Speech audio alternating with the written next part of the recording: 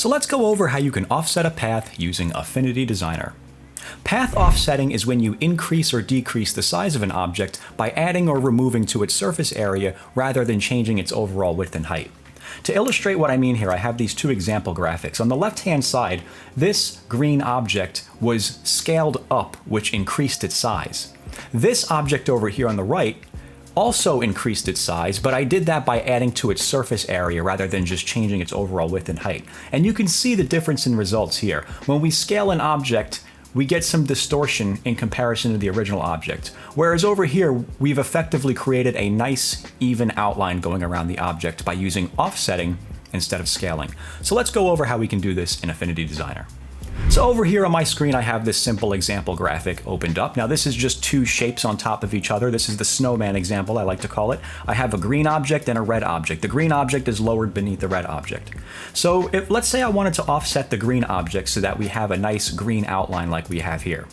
To do that, what I'm going to do is select the object in the Layers menu, and then I'm going to come over here to the Contour tool in the toolbar. You could also access it by pressing the letter O on your keyboard. This is a dedicated tool for offsetting objects. And when you select this tool, you'll notice you'll have this little handle up here at the top of your object. You could take this handle and move this to the right to increase the offset, or you can move it to the left to decrease the offset like that. Now, if I bring this down like this, and if I zoom in, you can see the corners there kind of got rounded. To change that, we can use these settings up here in the Tool Settings menu. By default, it has round selected as the corner type. If you want to make these corners sharp, which is consistent with the original object, just click on this option right here that says Miter. Miter pretty much takes the corners and makes them sharp, as you can see here.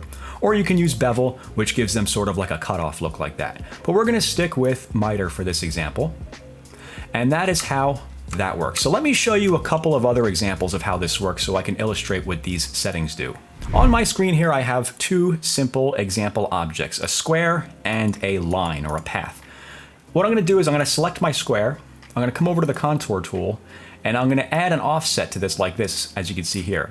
Now, as I previously showed you, you can change the corner types over here. What you can also do is you can change the contour fill over here. By default, the contour fill is filled in. If you don't want this to be filled in, all you have to do is choose this option right here that says Force Open.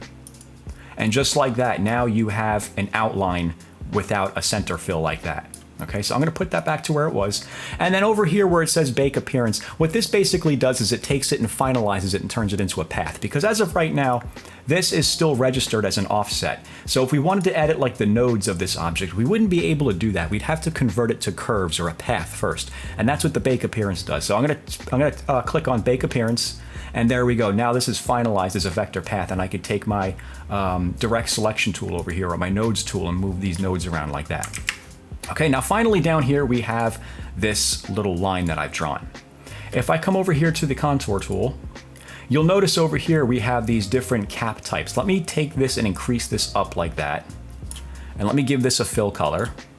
Now, by default, the contour cap is set to none, meaning the cap on the ends of the open path here are squared.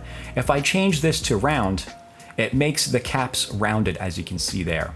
And then over here, square, this does the same thing as the other, or the none. The only difference is, with square selected, it takes an equal amount of space and adds it to the left of the path. That's the same as the space to the top of the path. So there's an equal amount of space going around this node right here.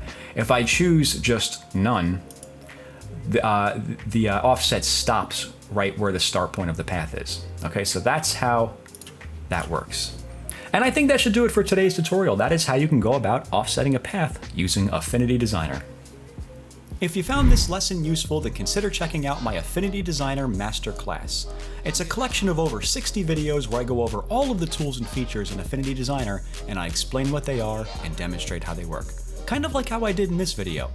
We even have a private community where you can ask questions and get help from me anytime you want. And best of all, there's no monthly membership fees. You just pay $17 one time and you're in for life. I'll have some information about that down below if you want to check that out. As always, thanks for watching.